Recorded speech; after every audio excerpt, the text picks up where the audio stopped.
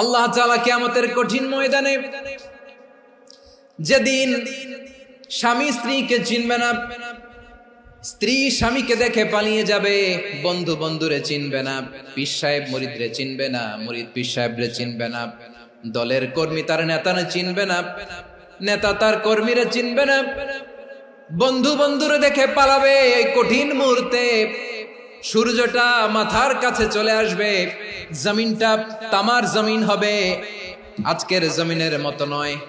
মানুষ ঘর্মাক্ত, ক্লান্ত, শ্রান্ত মাথার মগজগুলো কানের ছিদ্র আর নাকের ছিদ্র দিয়ে বেয়ে বেয়ে পড়বে। বিশ্বনবী ফরমান, কিয়ামতের ওই কঠিন ময়দানে 7 শ্রেণীর ব্যক্তিকে রব্বুল আলামিন তার আরশের নিচে ছায়া দিবেন। তার মধ্যে প্রথম শ্রেণীর ব্যক্তি হলো ইমামুন আদিল, যে ইনসাফের সাথে বিচার করে, যে জাস্টিস সমাজে সার্ভ করে, যে সুশাসন নিশ্চিত করে, ওই ইমামুন আদিল। আদিল শব্দটা বুঝছেন না? ইন্নাল্লাহা ইয়া'মুরু বিল আদল, পাইছেন? আদিল। 7 শ্রেণীর ব্যক্তিকে আল্লাহ তাআলা সুশীতল আরশের নিচে ছায়া দিবেন, যেদিন তার দেয়া ছায়া ছাড়া কোনো ছায়া থাকবে না। এর প্রথম হচ্ছে ইমামুন আদিল, ন্যায়পরায়ণ শাসক। চিল্লায় বলেন সুবহানাল্লাহ। আবার বিশ্বনবী বললেন, ইন্নাল মুকসিতিনা ইনদাল্লাহি আলা মানাবিরা মিন নূর আন ইয়ামিনির রহমান। কিয়ামতের দিন যারা ন্যায় পরায়ণ হিসেবে আল্লাহর সামনে দাঁড়াবে, কিয়ামতের দিন রব্বুল আলামিন তার আরশের ডান দিকে ওই ন্যায় পরায়ণ লোকদের জন্য আরশের ডান দিকে একটা নূরের মিম্বারে তাদেরকে বসার সুযোগ করে দিবে। আল্লাহর আরশের ডান দিকে ন্যায় পরায়ণ লোকদের জন্য আল্লাহ তাআলা নূরের মিম্বার বানাবে। 4টে কেন কথা মনে করেছেন? আল আদাল, জাস্টিস। ইন্নাল্লাহা ইয়া'মুরু বিল আদল। আল্লাহ তাআলা এই আদালতের নির্দেশনা দেন, সুবিচার, সুশাসন। প্রিয় ভাইয়েরা, এটা আমরা বাংলাদেশে চাই কি চাই না? এই যে অরাজকতা, এই যে অন্যায়, এই যে জুলুম, এই যে ইনকনসিস্টেন্সি সমাজের অসঙ্গতির প্রধান কারণ জাস্টিস নাই, সুবিচার নাই, সুশাসন নাই। শেষবারের মতো আওয়াজ করে বলেন তো, আমরা বাংলাদেশে আদল চাই কি চাই না? তাহলে প্রথম নির্দেশনা শেষ। আল্লাহ তাআলা তোমাদেরকে আদলের আদেশ দেন। এরপরে আল্লাহ বললেন, আমি তোমাদেরকে ইহসানের আদেশ দেই। ইন্নাল্লাহা ইয়া'মুরু বিল আদলি ওয়াল ইহসান। আমি তোমাদেরকে যেমনি আদলের নির্দেশনা দেই, তেমনি ভাবে তোমাদেরকে ইহসানের নির্দেশনা দেই। ইহসান, আওয়াজ করে সবাই বলেন তো ইহসান। ইহসান মানে কারো প্রতি সফট হার্টেড হওয়া, মহানুভব হওয়া, অনুগ্রহ পরায়ণ হওয়া, অনুগ্রহশীল হওয়া, একে অপরের প্রতি দয়াদ্র হওয়া। একে অপরের প্রতি দয়াদ্র, অনুগ্রহশীল হওয়া ছাড়া মানবিক সমাজ কশিনকালেও গঠন করা সম্ভব না। প্রিয় ভাইয়েরা, সুন্দর আচরণ দিয়ে, ইহসান দিয়ে যা জয় করা যায়, নরম আচরণ দিয়ে যেটা অর্জন করা যায়, কঠোরতা দিয়ে সেটা পারা যায় না। বিষ্ণু ঈসা ইসলাম ইহসান দিয়ে, কোমল আচরণ দিয়ে, তার অনুগ্রহ দিয়ে তিনি অনেক কাফিরের হৃদয়কে জয় করে ফেলেছেন। সাইয়েদনা সুমামা ইবনে উসাল রাদিয়াল্লাহু তাআলা আনহুর কথা মনে পড়ে যায়। তিনি ছিলেন ইয়ামামার বাদশা। মদিনাতে বিশ্বনবীকে হত্যা করার নিয়তে এসেছিলেন। গোপনে গোপনে বিশ্বনবীকে হত্যা করে আবার ইয়ামামাতে তিনি ফিরে যাবেন। কিন্তু কি অবাক করা কাণ্ড, হত্যা করতে পারে নাই, সাহাবাদের হাতে তিনি ধরা পড়ে গেলেন। সাইয়েদনা সুমামা ইবনে উসাল রাদিয়াল্লাহু তাআলা আনহু হত্যার নিয়তে আসলেন, কিন্তু হত্যা করতে পারলেন না। সাহাবারা ওনাকে ধরে ফেললেন, ধরে মসজিদে নববীর পিলারের মধ্যে বেঁধে রাখলেন। সুমামা ইবনে উসাল, সিরাত থেকে শুনে, সিরাত থেকে শোনাচ্ছি, রাদিয়াল্লাহু তাআলা আনহু ইয়ামামার অধিপতি ছিলেন। বিশ্বনবীকে হত্যার জন্য আসছেন, ধরা পড়ে গেছেন, এখন মসজিদে নববীতে বেঁধে রাখছে, তার মানে বন্দী। এখন স্ট্যাটাস কি? বন্দী, ক্যাপটিভ। তো বিষ্ণু ঈসা ইসলাম সাহাবাদেরকে বললেন, তার খোঁজ খবর নিও, সুমামা ইবনে উসালের খোঁজ খবর নিও। সাহাবারা বলেন, ইয়া রাসূলুল্লাহ, আপনাকে হত্যা করতে এসেছে, তার তো কঠিন ক্যাপিটাল পানিশমেন্ট হওয়া দরকার, কঠিন শাস্তি হওয়া দরকার। বিশ্বনবী বললেন, না, আমি যেটা জানি তোমরা সেটা জানো না, তোমরা সুমামার সাথে ভালো আচরণ করো। বিশ্বনবী সুমামার কাছে গেলেন। প্রথম দিন যে তিনি কালেমার দাওয়াত দিলেন, ইমানের দাওয়াত দিলেন, ইসলামের দাওয়াত দিলেন, রিসালাতের দাওয়াত দিলেন, আখিরাতের দাওয়াত দিলেন। পরের দিন যে বিশ্বনবী সালাতের দাওয়াত দিলেন, যাকাতের দাওয়াত দিলেন, ইসলাম কি, কিভাবে, কেমন করে পালন করতে হয় চমৎকার আর্টিকুলেট করতে শুরু করলেন। তন্ময় হয়ে সুমামা ইবনে উসাল রাদিয়াল্লাহু তাআলা আনহু বিশ্বনবীর কথাগুলো শুনতে আরম্ভ করলো। একদিন নয়, 2 দিন নয়, টানা 3 দিন বিশ্বনবী সুমামার কাছে ইসলামকে প্রেজেন্ট করেছেন, উপস্থাপন করেছেন। আওয়াজ করে বলেন, কয় দিন? 3 দিন। 3 দিন মসজিদে নববীতে বাধা। আর সাহাবীদেরকে বললেন, তার খোঁজ খবর নিও, তোমরা যে রুটি বানাও এর মধ্যে সবচেয়ে ভালো আটার রুটিটা তারে দিও, সবচেয়ে রিফাইন্ড খেজুর, যেটা পিওর খেজুর, এটা তারে দিও।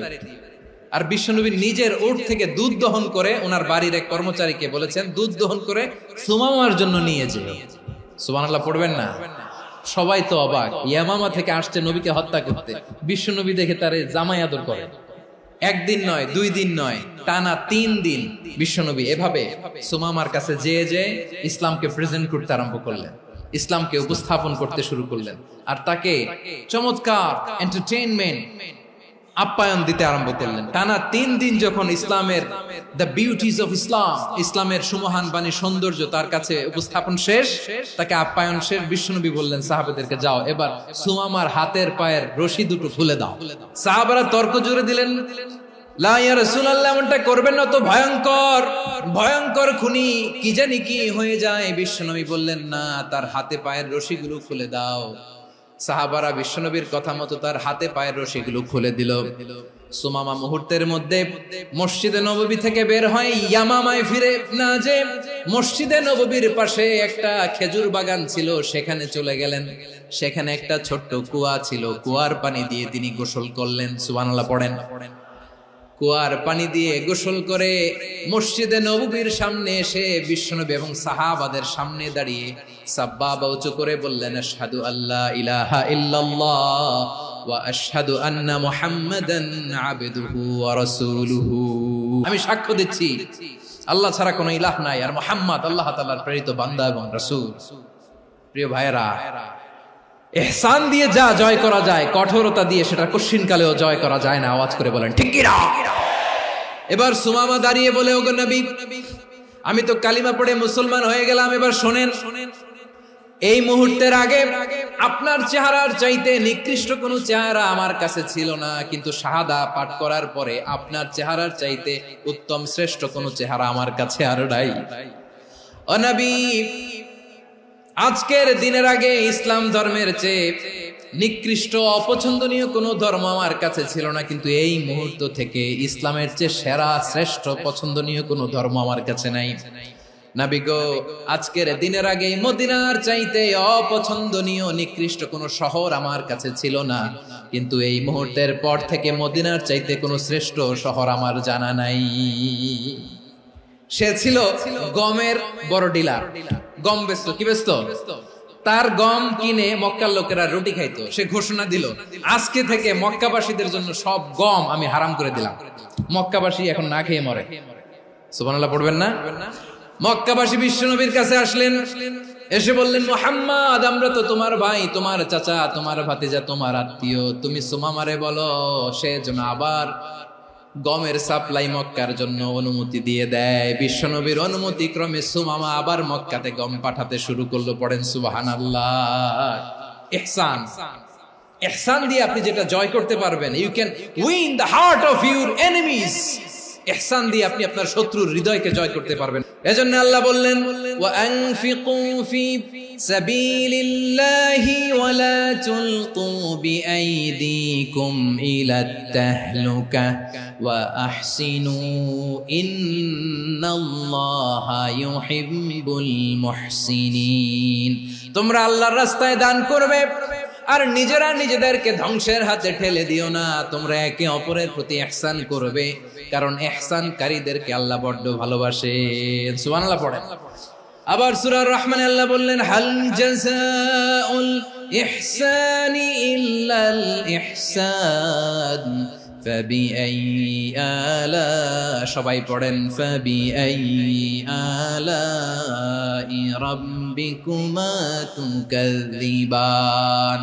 ইহসানের প্রতিদান হিসেবে ইহসানি হয়। বিশ্বনবী সুমামার প্রতি যেমন ইহসান করেছেন, সুমামাও ঠিক তেমন ইহসান ফিরিয়ে দিয়েছে। ঠিক কিনা বলেন? তাহলে এক নম্বরে হচ্ছে আদ, ন্যায় বিচার। দুই নম্বরে সবাই বলেন ইহসান, সদাচরণ। ইহসান দুই ধরনের প্রিয় ভাইরা, ইহসান ফিল ইবাদা, ইহসান ফিল মুআমালা। ইহসান ফিল ইবাদা হচ্ছে একাগ্র অনুভবে ইবাদতে ডুব দেওয়া, এর নাম ইবাদতের ইহসান। সুবহানাল্লাহ পড়ুন। বিশ্বনবী বলেন ইহসান মানে কি জানো নাকি? হাদিসে জিবরিলে সাইয়েদনা জিবরিল আলাইহিস সালাম বিশ্বনবীকে বললেন আখবিরনি আনিল ইহসান। নবী আমাদেরকে বলেন ইহসান মানে কি? বিশ্বনবী বললেন আনতা আবুদাল্লাহা কাআন্নাকা তারাহু ফাইন লাম তাকুন তারাহু ফাইন্নাহু ইয়ারাক। ইহসান মানে হলো এমন ভাবে তুমি আল্লাহর সামনে নিজেকে উজাড় করে ইবাদত করবে, তুমি ভাববে তুমি আল্লাহকে দেখতে পাচ্ছ।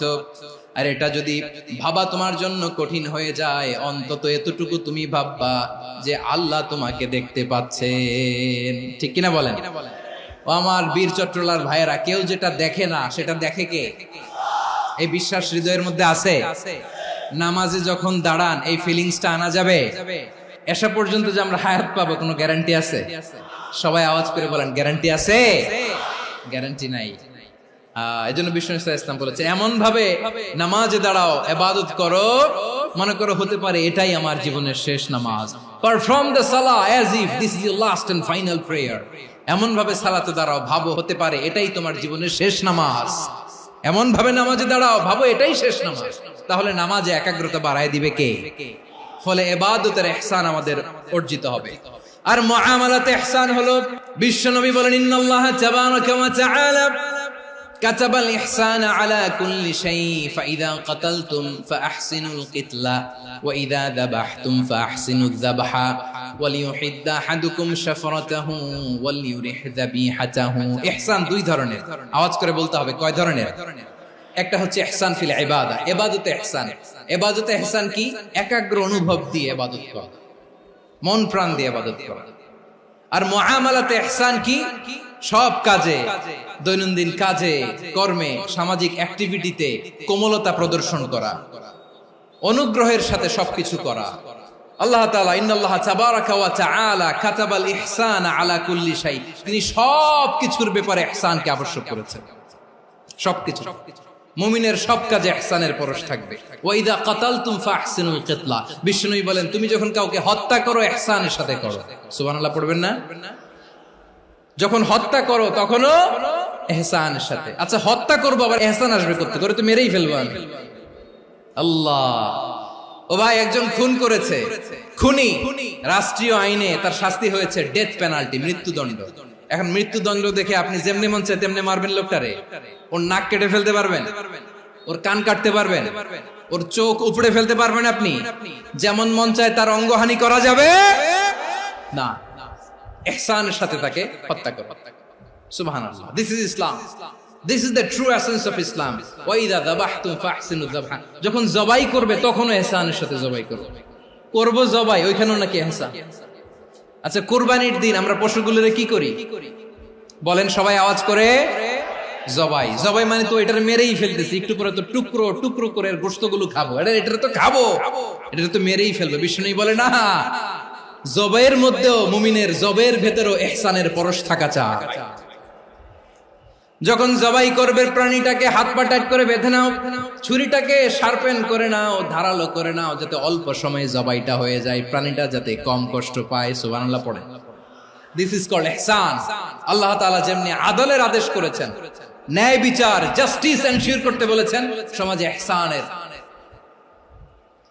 ব্যবহার, ইহসানের অনুশীলন তিনি করতে বলেছেন। এজন্য মুমিনের প্রতিটি কাজে, আমার চট্টগ্রামের ভাইয়েরা আমার দিকে তাকান, খেয়াল করে শুনুন, মুমিন জীবনের প্রতিটি কাজে ইহসানের পরশ থাকা চাই। আমরা যেন আমাদের পরিবারের প্রতি ইহসান করি, আমরা যেন আমাদের কর্মচারীদের প্রতি ইহসান করি, আমরা যেন আমাদের কলিগদের প্রতি ইহসান করি, আমরা যেন আমাদের ভাইদের প্রতি ইহসান করি। মুমিন জীবনের প্রতি কাজে ইহসানের পরশ থাকার দরকার আছে না নাই? কথা বুঝতে পেরেছেন? তাহলে আল্লাহ তাআলার তিনটা আদেশ ছিল, কয়টা গেল? প্রথমে কি ছিল? আদল। 2 নম্বরে, 3 নম্বরে রব্বুল আলামিন বললেন ওয়া ইতাইদিল কুরবা, নিকটাত্মীয়দেরকে দান করো। নিকট আত্মীয়দেরকে দাও, যারা তোমাদের ব্লাড কানেকশনের আত্মীয় তাদেরকে তোমরা দাও। এখানে জেনারেলি বললেন দাও, কি দিব সেটা তিনি এখানে বলেন নাই, সেটা তিনি সূরাতুল ইসরার মধ্যে বলেছেন। আল্লাহ বলেন ওয়া আতিযাল কুরবা হাক্কাহ, নিকট আত্মীয়দেরকে তাদের অধিকার, তাদের প্রাপ্য তোমরা বুঝিয়ে দাও। দেখেন, একটা শান্তির সমাজ, একটা সমৃদ্ধ সমাজ, একটা মানবিক সমাজ গঠনের জন্য আল্লাহ তাআলা বেশি না, মাত্র 3টা অর্ডার, 3টা ভার্ডিক্ট তিনি জারি করেছেন। 1 নাম্বার সুশাসন, ন্যায় বিচার। 2 নাম্বার ইহসান। 3 নাম্বার নিকটাত্মীয়, যারা কাছের, তোমার ভেরি ক্লোজ রিলেশনশিপে আছে, তাদেরকে দাও। দাও, দিলে বাড়িয়ে দেয় কে? অনেকে দিতে চায় না, কৃপণতা করে। দিলে বাড়ায় দেয় কে? ও মিয়া, মদিনার মধ্যে সবচাইতে গরিব সাহাবী ছিল বেলাল রাদিয়াল্লাহু তাআলা আনহু। ওনার এন্টায়ার অ্যাসেট, সম্পদের পরিমাণ কতদূর জানেন? একটা লুঙ্গি। বেলাল রাদিয়াল্লাহু তাআলা আনহু, ওনার টোটাল ওয়েলথের এস্টিমেশন হচ্ছে মাত্র একটা লুঙ্গি।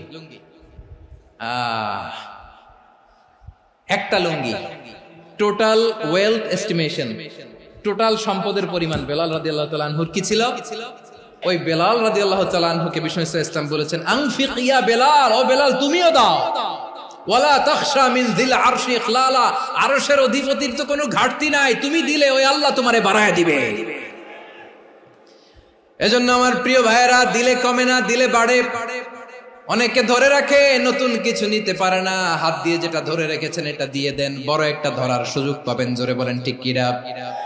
রব্বুল আলামিন বললেন 3 নাম্বার আদেশ হলো তোমাদের প্রতি সমাজটারে কেমন করে মানবিক সমাজ, সুন্দর সমাজ গড়বা।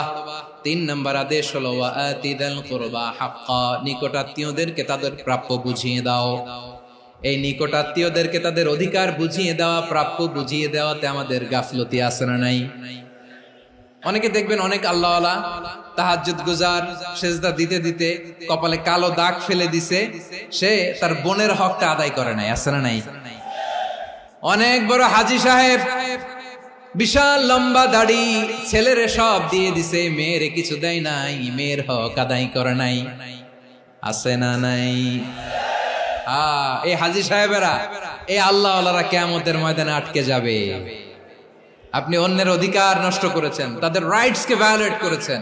এজন্য আল্লাহ তাআলা বলেন, কারো অধিকার যদি কেউ নষ্ট করে, ওই সমাজটা মানবিক সমাজ কঠিনকালেও হতে পারে না। এজন্য 3 নম্বর আল্লাহ বললেন ওয়া ইতাইদিল কুরবা, নিকটাত্মীয়দেরকে দাও। কি দিবা? তাদের অধিকার দিয়ে দাও। বোনের অধিকার বুঝিয়ে দাও, মেয়ের অধিকার বুঝিয়ে দাও, ফুফুর অধিকার বুঝিয়ে দাও। দেখবেন অনেক মায়েরা ছেলের পাতে মুরগির রান দেয়, মেয়ের পাতে দেয় মুরগির ঠ্যাং। তো মেয়ের কি মুরগির রান খেতে মনে চায় না? মনে চায় না? এমনটা করা যাবে না। নিকটাত্মীয়দেরকে অধিকার দিয়ে দাও, নিকটাত্মীয়ের সাথে সুসম্পর্ক রাখো। আদেশটা কার? এজন্য প্রিয় ভাইয়েরা, জীবনে যদি বারাকা অর্জন করতে চান, নিকটাত্মীয়দের সাথে সুসম্পর্ক রাখতে হবে, তাদের জন্য উপহার পাঠাতে হবে। বিশ্বনবী বলেন লা ইয়াদখুলুল জান্নাতা কাতে, যে ব্যক্তি আত্মীয়তার সম্পর্ককে ছিন্ন করে দেয়, সে কঠিন কালেও আল্লাহর জান্নাতে ঢুকবে না। আপনি কি এটারে সহজ হাদিস মনে করছেন? এটা সহজ কথা? আপনি ভাবছেন আপনার নামাজ আপনারে বাঁচাতে পারবে, আপনার রোজা বাঁচাতে পারবে, আপনার তাহাজ্জুদ আপনারে বাঁচাতে পারবে? অধিকার নষ্ট করলে কিছুই আপনারে বাঁচাতে পারবে না। এজন্য নিকট আত্মীয়দেরকে দিতে হবে বেশি বেশি। বিশ্বনবী বলেন ইন্না সাদাকাতা আলাল মিসকিনি সাদাকা ওয়া আলা যির রাহিমি ইসনাতান সাদাকাতুন ওয়া সিলা। মিসকিন রে দান করলে শুধু দানের সওয়াব হয়, নিকট আত্মীয়কে দান করলে 2টার সওয়াব হয়, সাদাকার সওয়াব হয়, আবার আত্মীয়তার বন্ধন অটুট রাখার সওয়াব হয়ে যায়। আবার বিশ্বনবী বললেন মান সাররাহু আইয়ুবসাতা লাহু ফি রিজকিহি ওয়া ইনসালাহু ফি আসারিহি ফালইয়াসিল রাহিমা। যে ব্যক্তি তার রিজিকের প্রশস্ততা চায় আর হায়াতে বরকত চায়, সে যেন তার আত্মীয়ের সাথে সুসম্পর্ক রাখে। আমার প্রিয় চট্টলার ভাইয়েরা, আমাদের রিজিক বাড়ুক, এটা আমরা চাই কি চাই না? সবাই চান? হ্যাঁ, আমাদের রিজিকে প্রশস্ততা আসুক, চাই কি চাই না? আমাদের হায়াতে বরকত আসুক, আমরা চাই কি চাই না? এই দুইটা যদি চান তাহলে নিকটাত্মীয়দের সাথে সুসম্পর্ক রাখবেন। পারবেন? তাহলে সমাজটারে মানবিক সমাজ বানায় দিবে কে? তিনটা আদেশ চলে গেল। 1 নম্বরে কি ছিল? 2 নম্বরে, 3 নম্বরে নিকটাত্মীয়দেরকে দান। আল্লাহ তাআলা তিনটা জিনিসের যেমনি আদেশ করেছেন, অনুরূপ ভাবে তিনটা বিষয় তিনি বারণ করেছেন, নিষেধ করেছেন, ওগুলোর কাছেও যাওয়া যাবে। রাব্বুল আলামিন বলেন, ওয়ায়ানহা আনিল ফাহশাই ওয়াল মুনকারি ওয়াল বাগি। আমি যেমনি তিনটি বিষয়ে আদেশ করলাম, অনুরূপ ভাবে তিনটি বিষয়ে বারণ করলাম, নিষেধ করলাম। আমার 1 নাম্বার নিষেধাজ্ঞা হলো অশ্লীলতার প্রতি। ফাহশা, ওয়ায়ানহা আনিল ফাহশা, আল্লাহ তাআলা অশ্লীলতাকে নিষেধ করেছেন। কোন জিনিসকে? সবাই বলুন, কোন জিনিসকে? যত ধরনের, যত টাইপের, যত ক্যাটাগরির অশ্লীলতা হতে পারে সব অশ্লীলতাকে হারাম করেছেন কে? ফাহশা মানে কি? কথায়, কাজে, আচরণে, কমেন্ট, ফেসবুকের কমেন্টসে যত ধরনের নোংরামো আছে, যত ধরনের অশ্লীলতা আছে, এটাকে আরবিতে বলে ফাহশা। রাব্বুল আলামিন বলেন, কুল ইন্নামা حرم ربي الفواحش ما ظهر منها وما بطن। ও নবী, আপনি বলে দেন, আমার রব প্রকাশ্য, অপ্রকাশ্য, স্পষ্ট কিংবা অস্পষ্ট, দৃশ্যমান কিংবা অদৃশ্যমান সব অশ্লীলতাকে হারাম করেছেন। সব ধরনের অশ্লীলতা হারাম। আল্লাহ তাআলা আমাদেরকে অশ্লীলতা থেকে বাঁচান। এবার বলেন, আমাদের সমাজে অশ্লীলতা আছে না নাই? অশ্লীলতা নানা ভাবে, নানা নামে, নানা মোড়কে আমাদের সমাজে আছে না নাই? সংস্কৃতির নামে, ফ্যাশনের নামে, বিনোদনের নামে, উপন্যাসের নামে, কনসার্টের নামে অশ্লীলতা আছে না নাই? আপনি দেখেছেন কনসার্টগুলোর অবস্থা? আমাদের তরুণ তরুণীরা, আমাদের যুবক যুবতীরা, আমাদের জেনজিরা, কি অবস্থা ওইখানে? কনসার্টের নামে অশ্লীলতা আছে না নাই? ছেলে মেয়ে একে অপরকে জড়ায় ধরতেছে, একে অপরকে চুমু খাচ্ছে, প্রকাশ্যে, দিবালোকে, গণমানুষের সামনে। আল্লাহ তাআলা এই অশ্লীলতা থেকে আমাদেরকে বেঁচে থাকতে বলেছেন। রূপালী জগতের নামে অশ্লীলতা আছে না নাই? এই টার্মটা আপনারা জানেন না? রূপালী জগৎ কি জগৎ? আসলে কি রূপালী জগৎ না অন্ধকার জগৎ? আমার বোনেরা, আপনাদেরকে যে কি বলে তারা বুঝায়, রূপালী জগৎ শুনেই আপনি ভরকে যাবেন না। রূপালী জগতে যে নারী যত বেশি উলঙ্গ, সে নাকি তত বেশি সাহসী। জানেন? বলে এটা একটা সাহসী নারী, খুব সাহসী পদক্ষেপ তার। যত বেশি শরীর থেকে কাপড় নামাতে পারবে, যত বেশি বস্ত্রহীন হয়ে নিজেকে প্রেজেন্ট করতে পারবে, সে নাকি তত বেশি সাহসী। আমার চট্টলার ভাইয়েরা, শয়তানের প্রথমে এজেন্ডা ছিল বনি আদমকে বস্ত্রহীন করা। সে আদম এবং হাওয়া আলাইহিস সালামকে নিষিদ্ধ গাছের ফল খাইয়ে তাদেরকে বস্ত্রহীন করেছে। এই জামিনেও সে আমাদেরকে বস্ত্রহীন করতে চাইবে। এই রূপালী জগতের নামে তারা এটা করে। আমার প্রিয় বোনেরা, আপনি জানেন না আপনার দাম কত? ওরা আপনাদেরকে বিজ্ঞাপনের সস্তা পণ্য বানাতে চায়। ওরা আপনাদেরকে ওদের ভোগের লিপসার টুলস বানাতে চায়। ওরা আপনাদেরকে দিয়ে ওদের খায়েশ পূরণ করতে চায়। এটা আপনাদের জন্য মোটেও ডিগনিটি নয়, এটা আপনাদের জন্য সম্মান নয়। আপনার সম্মান শালীনতায়, আপনার সম্মান হেজাবে, আপনার সম্মান ভদ্রতায়, আপনার সম্মান আপনার ডিসেন্ট পোশাকে। পোশাক বলে দেয় এই নারীটা ভদ্র না অভদ্র। পোশাক বলে দেয় এই মেয়েটা কোন ঘরের মেয়ে। আপনি জানেন না, আপনার সস্তা পণ্য বানায়, ভোগের পণ্য, বিলবোর্ডে আপনাকে উলঙ্গ করে উপস্থাপন করে। এই অশ্লীলতার সাথে ইসলামের কোন সম্পর্ক? এজন্য আল্লাহ বলেন, আমি অশ্লীলতাকে হারাম করেছি। অশ্লীলতাকে হারাম করার প্রথম কারণ হলো এর মাধ্যমে মানবতাকে অপমানিত করা হয়। কারণ মানুষের সম্মান মানুষের পোশাকে।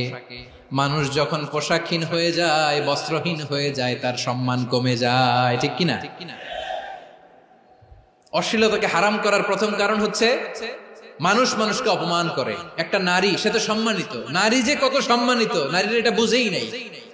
বিশ্বনবী বলেন আদ-দুনিয়া কুল্লুহা মাতা ওয়া খায়রু মাতা'আদ দুনিয়া আল মারআতুস সালিহা। আমার বোনেরা, 5টা প্যান্ডেলে আপনারা এলইডিতে আমার আলোচনা শুনছেন, আমি জানি। আপনাদের এই গর্ভ যে কত দামি আপনি জানেন না। আপনার পেট থেকেই আসবে আগামী দিনের সালাহুদ্দিন আল আইয়ুবী। আপনার পেট থেকেই আসবে অনাগত দিনের ইমাম মাহদী আল মুনতাযর। আপনার পেট থেকেই আসবে অনাগত দিনের ফয়সাল, ওয়াসিম, মুগ্ধ, আবু সাইদের মতো বীর যোদ্ধা। আমার প্রিয় বোনেরা, আমার প্রিয় বোনেরা, বিশ্বনবীর কথার ওজন খেয়াল করেন। আদ-দুনিয়া কুল্লুহা মাতা ওয়া খায়রু মাতা'আদ দুনিয়া আল মারআতুস সালিহা। দুনিয়ার সবকিছুই অ্যাসেট, এর মধ্যে সবচেয়ে দামি অ্যাসেট নেককার নারী। আপনার গর্ভ যে কত দামি আপনি জানেন না। নিজের সময়টাকে কাজে লাগান, কোরআন পড়েন, সুন্নাহ পড়েন। আপনার অনেক দায়িত্ব ঘরে। You are the MD of your family. একটা family it's a very big institution. পরিবার একটা অনেক বড় প্রতিষ্ঠান। And you are the MD of your institution. আপনি এই পরিবারের MD, managing director of your family. এখানে আপনার কত দায়িত্ব। আপনি ছেলে মেয়েদেরকে তারবিয়া করবেন, আপনি আপনার স্বামীর জন্য ঘরটারে জান্নাতের নীড় বানাবেন, আপনার জন্য জান্নাতের ডুপ্লেক্স বাড়ি ওইখানে তৈরি করে রাখবে কে? আপনি যে কত দামি আপনি জানেন না। নারীদেরকে আল্লাহ বানিয়েছেন উচ্চতর করে, নিম্নতর নয়। নারীদেরকে ছোট্ট জিনিস দিলে এটারে বড় করে দেয়। নারীদেরকে ভ্রূণ দিলে, শুক্রাণু দিলে নারী এটারে বাচ্চা হিসেবে উপহার দেয়, ঠিক কিনা? বিয়ের মাধ্যমে স্বামী যখন তার শুক্রাণু তার স্ত্রীকে উপহার দেয়, স্ত্রী রিটার্নে কি উপহার দেয়? ফুল ফর্ম বেবি, মানব সন্তান। দেখছেন, আপনি দিলেন একটুকুনি, দিছে বিশাল। আপনি যদি নারীকে বাজার এনে দেন, নারী এটাকে সুস্বাদু খাবারে রূপান্তর করে দেয়। আপনি তাকে একটা মুচকি হাসি দিয়ে দেন, সে তার কলিজা দিয়ে দেয়। কিন্তু যদি আপনি তার মনে কষ্ট দেন, সে আপনার জীবনকে জাহান্নাম বানায়া দেয়। নারীর মন বুঝতে পারলে নেয়ামত, বুঝতে না পারলে কিয়ামত। আমার প্রিয় বোনেরা, আপনি যে কত দামি আপনি জানেন না। অনেক দামি আপনি। আপনাদেরকে যেন ভোগের সস্তা পণ্য বানাতে না পারে, আপনাদেরকে সচেতন থাকতে হবে। তাহলে কেন আল্লাহ তাআলা এই ফাহশা, অশ্লীলতাকে হারাম করলেন? 1 নাম্বার, এতে হিউম্যান ডিগনিটি কমে। 2 নাম্বার, এতে মানুষের অধিকার নষ্ট হয়। আপনি বিয়ে করেছেন, এরে পরকিয়া করেন, ওর সাথে এরকম আছে না নাই? স্ত্রীর অধিকার নষ্ট করেছেন। আপনি বিবাহ সম্পর্কে আবদ্ধ হয়েছেন তার সাথে, আপনি পরকিয়া করেন ওই ছেলের সাথে, আপনি আপনার হাজবেন্ডের সাথে বিট্রে করেছেন।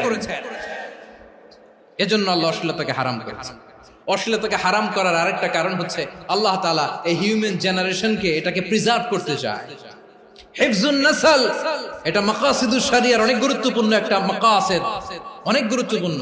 আপনার নাসল, আপনার জেনারেশনকে সংরক্ষণ করা। এই যে আসতেছে ফেব্রুয়ারি, কত ফেব্রুয়ারি জানো?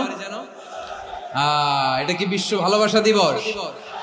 হ্যাঁ, কি দিবস?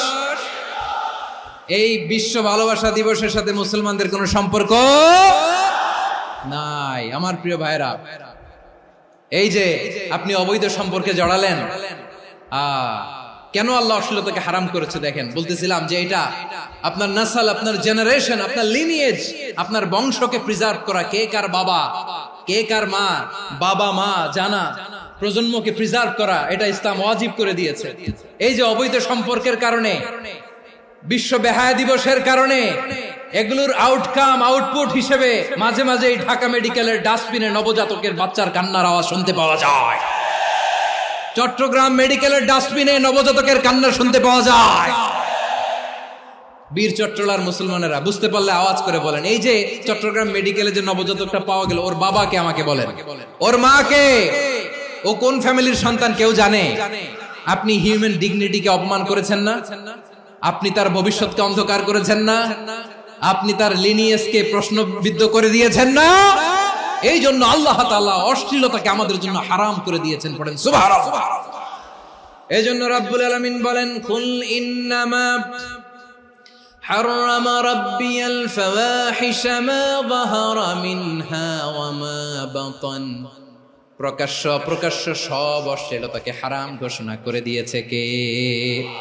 আবার দুনিয়ার বুকে যারা অশ্লীলতার প্রসার করে তাদের জন্য শাস্তি মজুদ রেখেছে কে? রব্বুল আলামিন বলেন ইন্নাল্লাযীনা ইউহিব্বুনা আন তাশিআল ফাহিশাতু ফিল্লাযীনা আমানু লাহুম আযাবুন আলীমুন ফিদ দুনিয়া ওয়াল আখিরাতি ওয়াল্লাহু ইয়ালামু ওয়া আনতুম লা তা'লামুন। নিশ্চয়ই যারা বিশ্বাসীদের মাঝে অশ্লীলতার প্রচার প্রসার করতে চায় তাদের জন্য আমি মর্মন্তুদ শাস্তি প্রস্তুত করে রেখেছি, দুনিয়াতেও রেখেছি, আখিরাতেও রেখেছি। ঘোষণাটা কার? যারা এই নাটকের নামে, সিনেমার নামে, রূপালী জগতের নামে, মুভির নামে, ওটিটি প্ল্যাটফর্মের নামে আমার সমাজে অশ্লীলতা ছড়াতে চায় তাদের জন্য কঠিন মর্মন্তুদ শাস্তি মজুদ রেখে দিয়েছে কে? ও আমার বোনেরা, এখনো আপনি জাগবেন না? এখনো আপনার চিন্তার দুয়ারে এখনো নাড়া পড়ে নাই? ওরা আপনাকে উলঙ্গ বানাতে চায়, ওরা আপনাকে আইটেম গার্ল বানাতে চায়। এজন্য ইসলাম অশ্লীলতাকে হারাম করেছে। হারাম। ইসলাম বলেছে যোজন যোজন দূরে থাকো, ওরা বলে না কাছে আসো, কাছে আসার গল্প, ক্লোজ আপ ওয়ান, কাছে আসার গল্প আছে না নাই? তাহলে অশ্লীলতার সাথে আমাদের কোনো সম্পর্ক? সবাই বলতে পারেননি, আওয়াজ করে বলুন, অশ্লীলতার সাথে আমাদের কোনো সম্পর্ক? আমরা এই সমস্ত ক্লোজ আপ ওয়ান, কাছে আসার গল্পের প্রোগ্রামে যাব? আমরা কোন ধরনের অশ্লীল কন্টেন্ট সোশ্যাল মিডিয়ায়, টিভিতে দেখব? কি যুগ যে আমরা কাটাচ্ছি আপনি কল্পনা করতে পারবেন না। পর্ন ইন্ডাস্ট্রি, নারী পুরুষের বস্ত্রহীন যুগল দৃশ্য, এটাকে দিয়ে ওরা কোটি ডলারের ইন্ডাস্ট্রি বানিয়েছে। পুরো মানব ইতিহাসে এরকম জঘন্য সময় মানব ইতিহাস পার করে না। পর্ন এটা ইন্ডাস্ট্রি হয়ে গেছে। আমাদের এই যুবকগুলো, জেনজি গুলো, ওদের চরিত্র বাঁচাবে কি করে? কেমন করে হেফাজত করবে ওদের এই মূল্যবান চরিত্র? আমার প্রিয় ভাইরা, এই অশ্লীলতার দ্য লেটেস্ট ভার্সন হচ্ছে LGBTQ, শরীফ থেকে শরীফা। শুনছেন আপনারা? দেখতে পুরুষ, আসলেই পুরুষ, সুস্থ একজন পুরুষ, 4 সন্তানের বাবা, বলে আমি মনে মনে নারী। দেখতে নারী, সুস্থ নারী, আসলেই সে দিব্যি একজন নারী, বলে আমি মনে মনে পুরুষ। সবচেয়ে ভয়ঙ্কর অশ্লীলতার সবচাইতে লেটেস্ট ভার্সন হচ্ছে এই ট্রান্সজেন্ডারিজম। সুস্থ পুরুষ তার বায়োলজিক্যাল গ্রোথকে হরমোন দিয়ে স্টপ করে দিয়ে সে সার্জারি করে নারী হতে চায়, সুস্থ নারী পুরুষ হতে চায়। পুরুষ পুরুষের প্রতি সেক্সুয়ালি আকর্ষণ বোধ করে, এটা লূত আলাইহিস সালামের কওমের মধ্যে ছিল। এটাকেও আল্লাহ কোরআনে ফাহিশা বলেছেন। ওয়ালুতান ইয قال لقومه أتأتون الفاحشة ما سبقكم بها من أحد من العالمين। লূত আলাইহিস সালাম বললেন, তোমরা কি এমন এক অশ্লীল কার্যক্রমে ডুব দিলে নাকি যেটা গোটা বিশ্বের কেউ কখনো করে নাই, তোমরাই প্রথম করেছো। পড়েন নাউযুবিল্লাহ। এই পশ্চিমের এই রোগ আমার দেশে যেন আসতে না পারে, আমাদের সজাগ থাকতে হবে। প্রিয় ভাইরা, চিল্লায় বলেন ঠিক কি না? পশ্চিমের অবস্থা ভয়ঙ্কর। পাশ্চাত্যে, আমি যুক্তরাষ্ট্রে ছিলাম অনেকদিন, কয়েক মাস, বিভিন্ন স্টেটে ঘুরেছি। গার্ডিয়ানরা উদ্বিগ্ন, ছেলে মেয়েদেরকে, ছোট্ট ছেলে মেয়ে, ওদেরকে জিজ্ঞেস করে, তুমি how do you feel right now inside yourself? তুমি ভিতরে ভিতরে কেমন ফিল করো? তোমার কি ছেলে ছেলে লাগে না মেয়ে মেয়ে লাগে? আচ্ছা বলেন, এই ছোট্ট বাচ্চাটাও কি এগুলো জেন্ডার অ্যাসাইনমেন্ট বলতে এগুলো কিছু বুঝে? এইভাবে মিসগাইড করা হচ্ছে। কৌতূহল বশত ছোট্ট ছেলে যদি বলে আমার তো মেয়ে মেয়ে লাগে, তখন বলে যে না তুমি মেয়ে, ছেলে না। মা বাবা বাধা দিলে ওকে আলাদা গভর্নমেন্ট হাউসে নিয়ে যায়। ভয়ঙ্করতম অবস্থা। আমরা একটা সময় শুনতাম যে হুজুর আমার ছেলেটা খুব ভালো, হাফেজে কোরআন, আল্লাহওয়ালা। হুজুর আমার ছেলে দাড়ি রাখছে, আল্লাহওয়ালা। হুজুর আমার ছেলে 5 ওয়াক্ত সালাত জামাতের সাথে পড়ে, তার মানে আল্লাহওয়ালা। পশ্চিমে যে আমি কি শুনছি জানেন? ওরা বলে হুজুর আমার ছেলেটা ইউনিভার্সিটির একটা মেয়ের সাথে প্রেম করে, ও খুব আল্লাহওয়ালা, হুজুর দোয়া করবেন। এর কারণ ওদের কাছে আল্লাহওয়ালার ক্রাইটেরিয়া হচ্ছে, হুজুর আমার ছেলেটা আরেক ছেলের পছন্দ করে নাই, আমার মেয়েটা আরেক মেয়েকে ভালোবাসে নাই, এজন্য আমার ছেলেটা আল্লাহওয়ালা, হুজুর ওর জন্য একটু দোয়া করে দিয়ে। কি চ্যালেঞ্জ ওরা ফেস করতেছে। ওনার ছেলে যে আরেক ছেলেরে বিয়ে করবে না, এটাতেই উনি খুশি যে আলহামদুলিল্লাহ আমার ছেলেটা একটা মেয়েরে ভালোবাসে, আমার মেয়েটা একটা ছেলেরে ভালোবাসে, মানে এটা খুব আল্লাহওয়ালা। নাউজুবিল্লাহ পড়তে পারলেন না? এজন্য অশ্লীলতার সাথে আমাদের কোন সম্পর্ক। রাব্বুল আলামিন বলেন ওয়ায়ানহা আনিল ফাহশাই ওয়াল মুনকারি ওয়াল বাগি, তিনটা জিনিসকে আমি নিষিদ্ধ করলাম। এক নাম্বার হলো ফাহশা, অশ্লীলতা। দুই নম্বরে হলো মুনকার, সমস্ত মন্দ কাজ। মুনকার মানে হচ্ছে যত মন্দ কাজ, খারাপ কাজ, বাজে কাজ, এটার বলে মুনকার। এটার কি বলে? আপনারা পড়ছেন না, তা'মুরুনা বিল মা'রুফি ওয়া তানহাউনা আনিল মুনকার। সৎ কাজের আদেশ, অসৎ কাজের নিষেধ। মুনকার, মুনকার হচ্ছে মানুষের স্বাভাবিক বিবেকবোধ যেটাকে খারাপ বলে, ওইটাই মুনকার।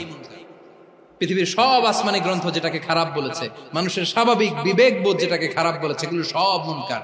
যেমন ইফতিজিং, এটা কি ভালো না খারাপ? মজুদদারি, খাদ্যে ভেজাল দেওয়া, ওজনে কম দেওয়া, মাছে ফরমালিন মিশানো, চাঁদাবাজি, টেন্ডারবাজি, দখলবাজি, এগুলো আমাদের স্বাভাবিক বিবেকেই বলে এগুলো খারাপ, এগুলো হচ্ছে মুনকার। আল্লাহ তাআলা এই মুনকার থেকে আমাদেরকে বেঁচে থাকতে বলেন, আর শয়তান এই মুনকারের প্রতি আমাদেরকে উদ্বুদ্ধ করে। আল্লাহ তাআলা বললেন, ইয়া আইয়ুহাল্লাযীনা আমানু লা তাত্তাবিউ খুতুওয়াতিশ শাইতান ওয়া মান ইয়াত্তাবি' খুতুওয়াতিশ শাইতানি ফাইন্নাহু ইয়া'মুরু বিল ফাহশাই ওয়াল মুনকার। আল্লাহ বললেন, আমার গোলামেরা শোনো শোনো, ও আমার বিশ্বাসী বান্দারা খবরদার, তোমরা কশিনকালেও শয়তানের পদাঙ্ক অনুসরণ করবে না, কারণ শয়তান তোমাদেরকে অশ্লীলতা এবং মন্দ কাজের দিকে উদ্বুদ্ধ করে। আমাদের কাজ হচ্ছে শয়তান আমাদেরকে যেদিকে নিতে চায় আমরা তার উল্টা দিকে যাব। শয়তান এই মন্দ কাজকে আমাদের কাছে বিউটিফাই করে, চাকচিক্যময় করে আমাদের সামনে উপস্থাপন করে। এজন্য আল্লাহ বলেন মুনকারকে থামাতে হবে, মুনকার প্রতিরোধ করতে হবে। মুনকার প্রতিরোধের দায়িত্ব শুধু আমাদের নাকি? শুধু আপনার খতিব সাহেবের, ইমাম সাহেবের, নাকি মুসলিম উম্মার সবার?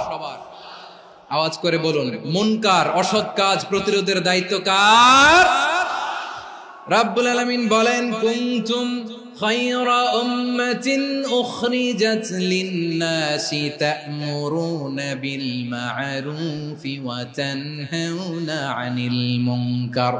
তোমাদেরকে শ্রেষ্ঠ জাতি করে জমিনের মধ্যে আবির্ভূত করা হয়েছে, যাতে করে তোমরা জমিনের ভেতরে সৎ কাজের আদেশ করতে পারো আর অসৎ কাজের নিষেধ করতে পারো। উম্মাহ, কুনতুম খায়রা, তাহলে গোটা উম্মার দায়িত্ব, এটা বুঝতে পারছেন তো? আচ্ছা, আরো নিচে আসেন। এরপরে আল্লাহ বললেন, শুধু উম্মাহ না, এই জমিনের রাজত্ব আমি যাদের হাতে দেই, এই জমিনের মালিক আমি যাদেরকে বানিয়ে দেই, যাদেরকে আমি সরকারের দায়িত্ব দেই, তাদেরকেও মুনকার প্রতিরোধের দায়িত্ব দিয়েছে কে? আল্লাহ বলেন, যারা ক্ষমতার মসনদে বসেছে তাদেরকে 4 দফা কর্মসূচি আমি আল্লাহ দিলাম। আওয়াজ করে বলেন, কয় দফা? আল্লাহ বলেন, আল্লাযীনা ইম্মাক্কান্নাহুম ফিল আরদি আকামুস সালাতা ওয়া আতাউয যাকাতা ওয়া আমারু বিল মা'রুফি ওয়া নাহাউ আনিল মুনকার ওয়ালিল্লাহি আকিবাতুল উমুর। যারা এই জমিনের উত্তরাধিকার হয়েছে তারা 4 দফা কর্মসূচি নিয়ে সামনে আগাবা। সালাত কায়েম করবা, যাকাত আদায় করবা, সৎ কাজের আদেশ দিবা, অসৎ কাজ থেকে মুনকার প্রতিরোধ করবা। আদেশটা কার? আমার প্রিয় চট্টলার ভাইরা, পুরো উম্মার দায়িত্ব মুনকার প্রতিরোধ করা, সরকার প্রধানের দায়িত্ব মুনকার প্রতিরোধ করা। এরপর আল্লাহ বলেন, প্রতিটা ফ্যামিলির যিনি প্রধান সিইও বাবা, প্রত্যেক বাবারও দায়িত্ব এই মুনকার প্রতিরোধ করা। আওয়াজ করে বলেন ঠিক কি না?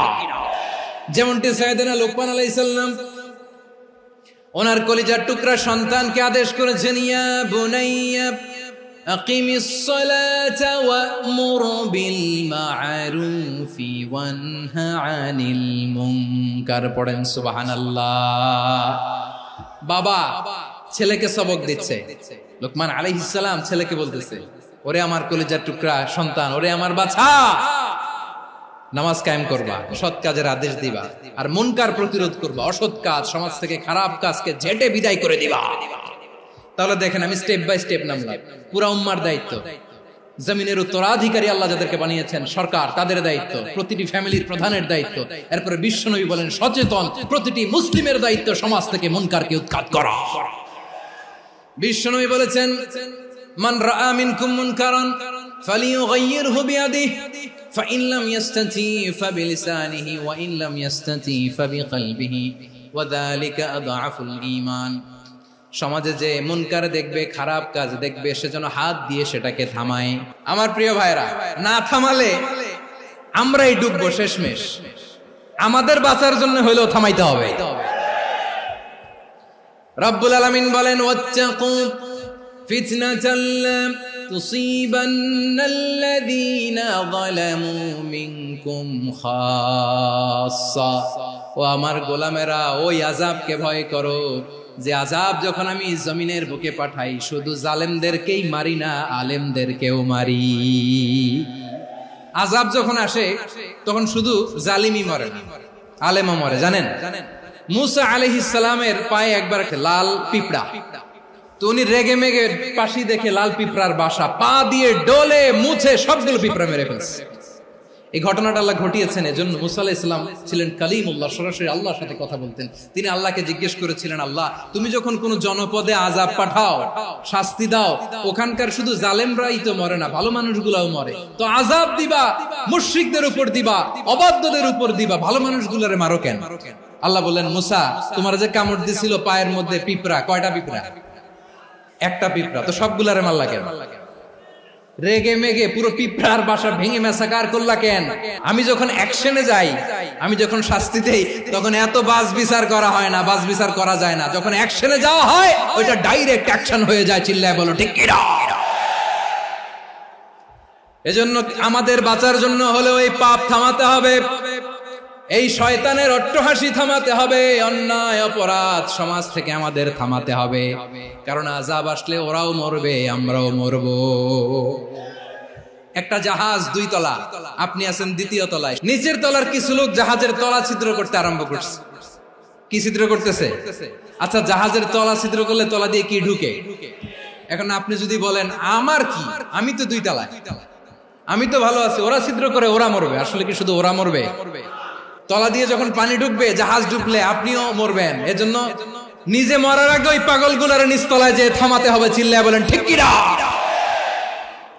এজন্য আল্লাহ বললেন, মুনকার প্রতিরোধের দায়িত্ব সমাজের টপ টু বটম সবার। এজন্য মুনকার প্রতিরোধ করার দরকার আছে না নাই? সমাজে এই যে ইফটিজিং হয়, আপনার বোনের বয়সী একটা মেয়েকে কিছু বখাটে টিটকারি করে, এই বলে সেই বলে, নোংরা কথা বলে, রাস্তায় দেখেও আপনি পাশ দিয়ে না দেখার মতো চলে যান কেন? আপনি দাঁড়ান না কেন? আপনি দাঁড়ালেই তো থেমে যাবে, কারণ সত্যের যে শক্তি, তার সামনে মিথ্যা মুখ থুবড়ে পড়ে।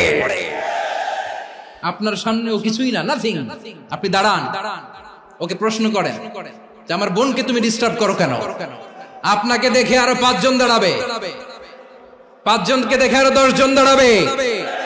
আমাদের নীরবতা আর আমাদের নিশ্চুপ থাকাই জালিমদেরকে আরো শক্তিশালী জালিম বানিয়েছে। এজন্য মুনকার প্রতিরোধের দায়িত্ব আমাদের সবার।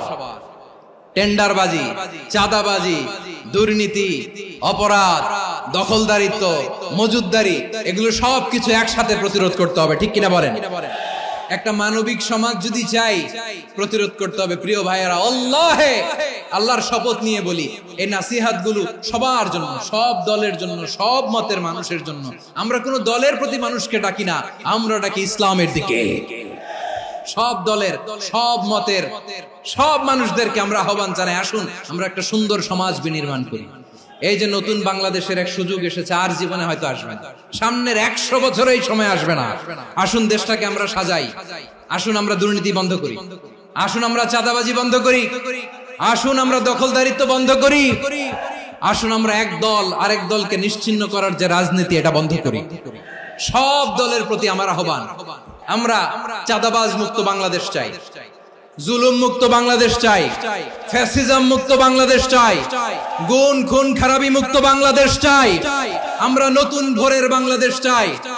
ওই বাংলাদেশ পাওয়ার জন্য মুনকার প্রতিরোধে, অন্যায় প্রতিরোধে যদি বাঘের বাচ্চার মতো, আবু সাইদের মতো দুই হাত উঁচু করে বুককে টান টান করে প্রসারিত করে দাঁড়াতে হয়, রাজি আছো মুসলমান? রাব্বুল আলামিন বলেন, ওয়ায়ানহা আনিল ফাহশাই ওয়াল মুনকারি ওয়াল বাগি ইয়াইযুকুম লাআল্লাকুম তাযাক্কারুন। আল্লাহ বললেন, আমি অশ্লীলতাকে নিষেধ করি, আমি সব ধরনের মন্দ কাজকে নিষিদ্ধ করি, সব শেষে আমি সীমা লঙ্ঘনকে তোমাদের জন্য নিষিদ্ধ করি। নিষিদ্ধ করেছেন কয়টা জিনিস?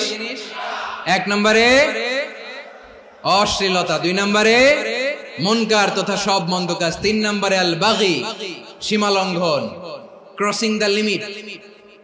সীমা লঙ্ঘন করা ভালো না। We all should know our limits. চিল্লায় বলেন ঠিক কিনা?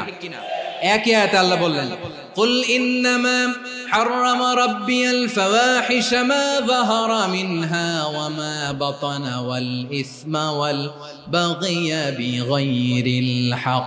অন্যায় ভাবে যে অবাধ্য হয়, যে সীমা লঙ্ঘন করে, তাদেরকেও আমি এটা হারাম করে দিলাম। সীমা লঙ্ঘন করা হারাম।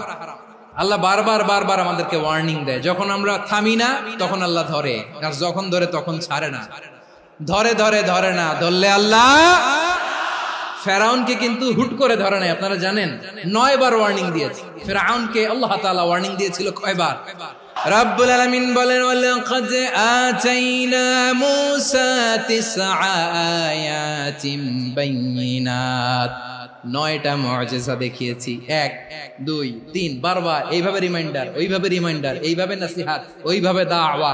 ফাকুলা লাহু কাওলান লাইয়িনা, নরম করে বলো, সফট করে বলো, যত ওয়ে হতে পারে দাওয়া মেথডোলজি। মুসা আলাইহিস সালামের সব অ্যাপ্লাই শেষ।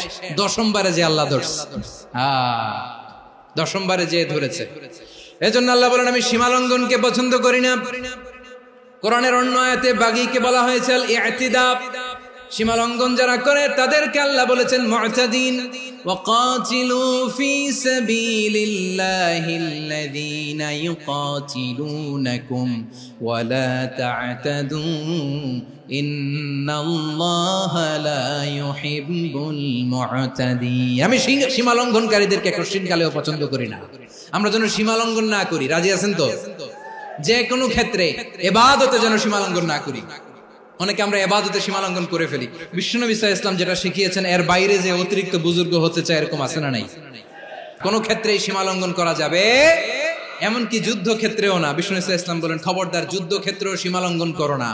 কি সুন্দর ইসলাম আমরা পেয়েছি। বিশ্বনবী বলেন, খবরদার যুদ্ধের ময়দানে কোনো নারীর গায়ে হাত তোলো না, কোনো শিশুর গায়ে হাত তোলো না, কোনো গবাদি পশু হত্যা করো না, কোন শস্য ক্ষেত্র ধ্বংস করো না, ইবাদতরত অন্য ধর্মের কোন সন্ন্যাসীর গায়ে হাত তুলো না। বলেন সুবহানাল্লাহ।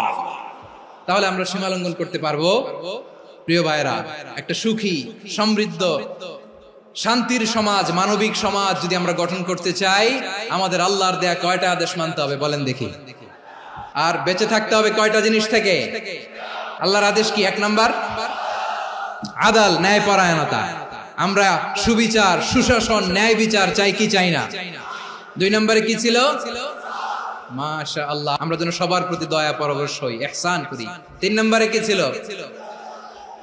নিকটাত্মীয়দের দান করা, তাদের অধিকার প্রাপ্য বুঝিয়ে দেওয়া। পাশাপাশি 3টা জিনিস থেকে আল্লাহ বারণ করেছেন, নিষেধ করেছেন। তার প্রথমটা ফাহশা, অশ্লীলতা। অশ্লীলতার সাথে আমাদের কোনো সম্পর্ক। 2 নম্বর নিষেধাজ্ঞা কি ছিল? আল মুনকার, সমাজের যত মন্দ কাজ, এগুলোকে আমরা প্রতিরোধ করব। রাজি আছেন তো সবাই? 3 নম্বরে আল বাগী, সীমালঙ্ঘন।